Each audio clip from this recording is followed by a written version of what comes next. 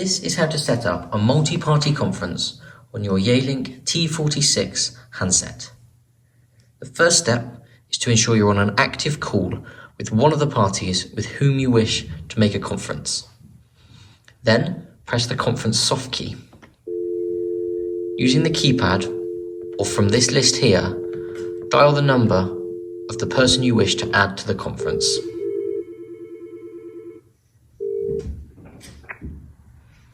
Once they have been added, press the conference key.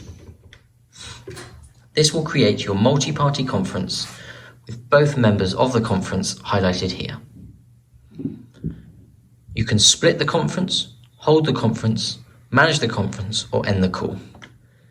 Managing the conference brings up both parties who are part of the conference call. You can remove or hold each individual person as well as mute them. Splitting the call divides them back into individual calls rather than one conference. And that is how to create a multi-party conference on your Yealink T46 handset.